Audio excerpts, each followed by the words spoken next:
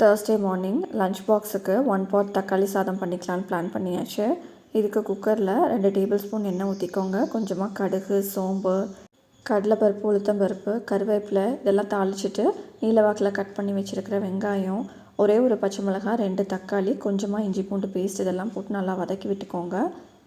1/4 teaspoon மஞ்சள் தூள், 1/2 teaspoon மிளகாய் தூள், 1/2 டீஸ்பூன் கரம் மசாலா தூள், தேவைக்கு தகுந்த மாதிரி உப்பு இது எல்லாமே போட்டு மிக்ஸ் பண்ணிவிட்டு சுடுதண்ணியில் வேக வச்ச சோயா சங்க்ஸும் போட்டுக்கோங்க. 1 டம்ளர் நார்மல் அரிசிக்கு 2 டம்ளர் தண்ணி ஊற்றி 4 விசில் பக்கம் வச்சு வேக விட்டுக்கோங்க. இந்த ஷேப் வடகம் ரொம்ப டிஃப்ரெண்ட்டாக இருக்குன்னு ப்ரான் பார்த்ததுமே வாங்கி தர சொல்லி வாங்கியாச்சு. சைட் டிஷ்க்கு இன்றைக்கி இதான் பேக் பண்ணணும்னு சொல்லிட்டாரு. ரைஸ் பாருங்கள் நல்லா உதிரி உதிரியாக வந்திருக்குது. டிஃபன் பாக்ஸுக்கும் பேக் பண்ணியாச்சு. ஸ்நாக் பாக்ஸுக்கு ஆரஞ்சு வச்சுருந்தேன்.